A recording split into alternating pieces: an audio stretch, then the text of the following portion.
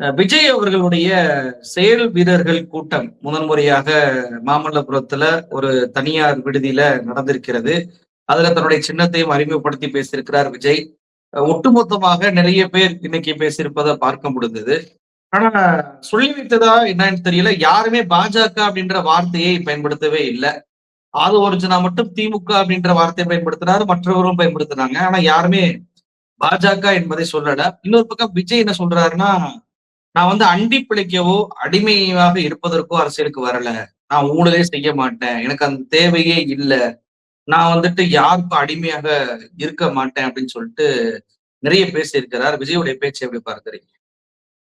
ஒரு சினிமாத்தனமான மேடை, சினிமாத்தனமான பேச்சு விஜயினுடைய பேச்சு. நான் யாரையும் அண்டி பிழைக்க மாட்டேன், அடிமையாக இருக்க மாட்டேன். இதெல்லாம் கேட்பதற்கு நன்றாகத்தான் இருக்கிறது. ஆனால் விஜயினுடைய செயல்பாட்டுக்கும், பேச்சுக்கும் எந்த விதமான சம்பந்தமும் இல்லை. இந்த தலைவா என்கிற படம் தான் எனக்கு நினைவுக்கு வருது. அண்டி பிழைக்க மாட்டேன், அடிமையாக இருக்க மாட்டேன், அழுத்தத்துக்கு ஆட்பட மாட்டேன் என்று சொன்னால், கொடநாடு பங்களாவுக்கு வெளியில் கொட்டுகிற பணியில் இரவெல்லாம் காத்து கிடந்தீர்களே, அதற்கு பெயர் என்ன? அம்மா அவர்கள் என்னை சந்திப்பார்கள் என்கிற நம்பிக்கை எனக்கு இருக்கிறது.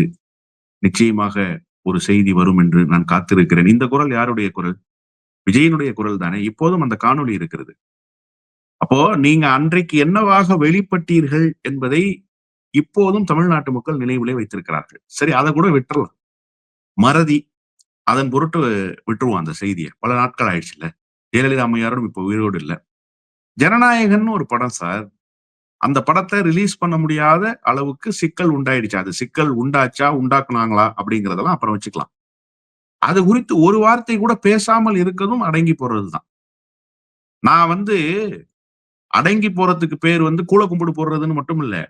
என்னை அடக்குகிற ஒரு அடக்குமுறை வருமானு சொன்னா, அந்த அடக்குமுறை குறித்து நான் பேசாம இருக்கேன்ல, அதுவே பெரிய அடிமைத்தனம்னு தான் நான் சொல்வேன். அந்த அடிமைத்தனத்தை தான் விஜய் தொடர்ச்சியாக செய்து கொண்டிருக்கிறார். ஆனா ஆதவ ஒரிஜினாவுக்கு ஒரு வேற விளக்கம் கொடுக்கிறாரு. யார் வந்து பயப்படுறாங்களோ அவங்கதான் மிரட்டுவாங்க. அமைதியா இருக்கிறவங்க தைரியமா இருக்காங்கன்னு அர்த்தம்ன்றாரு. விஜய் கூட இந்த சிபிஐ வழக்கு பற்றி 2 நாள் டெல்லிக்கு போயிருக்கிறார். கெரியரின் உச்சம் என்கிறார். டெல்லிக்கு அழைத்து விசாரிச்சிருக்கிறாங்க. ஏன் சென்னையில சிபிஐ அலுவலகம் இல்லையா அப்படின்னு சொல்லி கூட ஒரு கேஸ் போட்டிருக்கலாம். சிபிஐ என்ன விசாரிச்சாங்க, அந்த சிபிஐ நம்ம வந்து இன்னும் அழுத்தம் கொடுக்கல அப்படின்ற வார்த்தைகளை கூட தங்களுடைய செயல் வீரர்கள் கூட சொல்லலையே விஜய் அவர்கள். அந்த மௌனம் ஏன்?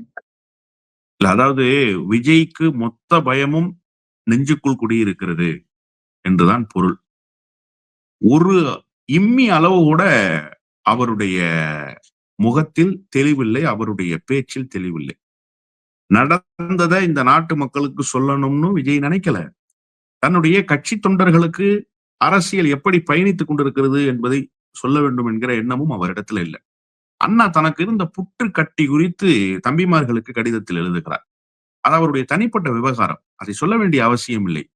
எனக்கு கட்டி ஒன்று வந்து விட்டது தம்பி, உன்னிடம் சொல்லாமல் யாரிடம் சொல்வேன்னு அண்ணா எழுதினார். அதுக்கு காரணம் என்னன்னா, நடப்பு அரசியலில் நான் என்னவாக இருக்கிறேன் என்பதை தன்னுடைய தம்பிமார் பட்டாளத்துக்கு தெரிவிக்க வேண்டும் என்கிற எண்ணம் அண்ணாவிடத்திலே இருந்தது. நீங்கள் அண்ணா அல்ல, அண்ணா ஆகிவிட முடியாது என்பதில் நான் உறுதியாக இருக்கிறேன்.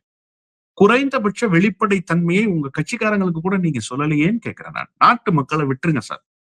உங்களுக்கு ஓட்டு போடுவாங்களா போட மாட்டாங்களான்றத இன்னும் 2-3 மாதத்துல வரப்போற தேர்தல்ல முடிவு பண்ணிக்கும்.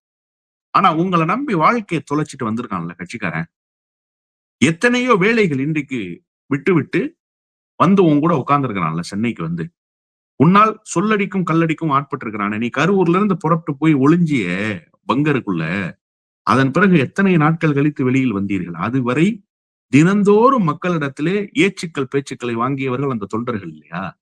அந்த தொண்டர்களிடமாவது சிபிஐ விசாரணையில் இப்படி நடந்துச்சு, நான் முறையான பதிலை சொல்லி இருக்கேன், யாருடைய அழுத்தத்துக்கும் நான் ஆட்பட மாட்டேன், நீங்க யாரும் கவலைப்படாதீங்க, நான் நெஞ்சுறுதியோடு நிற்கிறேன், நீங்களும் அதே உறுதியோடு என்னோடு நில்லுங்கள், நம்முடைய களம் வெல்லும், இப்படி பேசி இருக்கணுமா இல்லையா? இப்ப விஜய் சொன்னதுல எனக்கே ஒண்ணும் புரியல சார். யாருடைய அழுத்தத்துக்கும் நான் ஆட்பட மாட்டேன்றாரு. யாரு உங்களை அழுத்துறாங்க அதை சொல்லுங்க. நீங்க சும்மா வந்து என அழுத்தத்துக்கு ஆட்பட மாட்டேன்னு சொன்னா, அப்ப யாரோ ஒருவர் அழுத்துவதாக வெளியில் செய்தி இருக்கணும். இல்ல யாரோ ஒருவர் அழுத்துவதாக நீங்கள் இந்த கூட்டத்தின் வாயிலாக சொல்ல விரும்பணும். அது யாரு? XYZ. ஏன் நீங்க அந்த பேரையே சொல்லலன்னு கேட்கிறேன். சார், திமுகவே அழுத்தட்டும் சார், தப்பு இல்ல சார். திமுக கையில் மாநில அதிகாரம் இருக்கு. நீங்க திமுகவுக்கு எதிரான அரசியல் செய்வதாக திமுக பேரை கூட சொல்ற திராணி இல்லையா உங்களுக்கு? அப்ப ஒரு மேடையில் நீங்கள் எப்படி இன்றைக்கு வெளிப்பட்டிருக்கிறீர்கள் என்று சொன்னால், அடக்கி வாசிக்கிற ஆளாக இல்ல. பிரச்சனைன்னு வந்தா நான் பேசவே மாட்டேன், ஊமை ஆயிருவேன்ற ஆளா இன்னைக்கு நீங்க மேடையில வெளிப்பட்டிருக்கீங்க. இத்தனை நாட்களாக இப்படித்தான் நீங்க வெளிப்பட்டீங்க. இந்த மேடையிலும் நீங்கள் அப்படியே வெளிப்பட்டீர்கள். இது சின்னம் அறிவிக்கப்பட்டதற்கு பிறகு நடைபெறுகிற முதல் கூட்டம். அப்ப நீங்க தேர்தலுக்கான பணியை இங்கிருந்து துவங்கணும். அது குறித்த வியூகம் உங்கள்ட்ட இருந்துச்சா? சார் எவ்வளவு பெரிய ஃபயரான இடத்துல நீங்க நிக்கிறீங்க. சிபிஐயினுடைய வழக்கு உங்களை துரத்துகிறது. நீங்க குறிப்பிட்டதை போல டெல்லிக்கு வாங்கன்னு சொன்னோன்னா ஒரு வார்த்தை மறுத்து பேசாம டெல்லிக்கு ஓடிட்டீங்க. நான் உச்ச நட்சத்திரம் வந்தா லட்சக்கணக்குல கூட்டம் கூடும், கூட்ட நெரிசல் வரும். இந்த வாய்ச்சவடாலாம் தமிழ்நாட்டு அரசு கிட்ட நீங்க விட்டீங்க.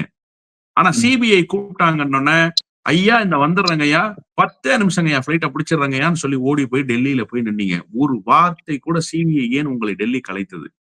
பல வழக்குகளை சென்னையில் வைத்து விசாரித்த சிபிஐ இப்போது டெல்லிக்கு அழைத்ததனுடைய நோக்கம் என்ன? அது குறித்தாவது பேசுனீங்களா? எதுவுமே இல்ல.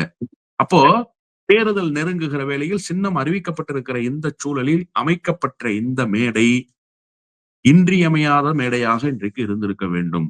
ஆனால் அது ஒரு செயற்கையாக, சினிமாத்தனமாக, போலியான வார்த்தைகளினுடைய கோர்வையின் வெளிப்பாடாக இன்றைக்கு அந்த மேடை வெளிப்பட்டது.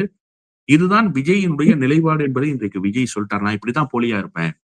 என்னால் எந்த விஷயத்தையும் பேச முடியாது. பேசுகிற இடத்தில் நான் இல்லை என்பதை தன்னுடைய தொண்டர்களுக்கு சொல்லி இருக்கிறார். தொண்டர்களை ஒரு படி கீழே இறக்கி விட்டிருக்கிறார் என்றுதான் நான் புரிஞ்சுக்கிறேன். அவங்கள்ட்ட இருந்த அந்த வைப் சும்மா கத்தலாம். டிவிக்கேன்னு கத்துறார்களே தவிர, தேர்தலுக்குண்டான புலிப்பாய்ச்சல் இன்றைக்கு அந்த கூட்டத்தில் இல்லை என்பதை விஜயினுடைய பேச்சு நாட்டு மக்களுக்கு அம்பலப்படுத்தி இருக்கிறது.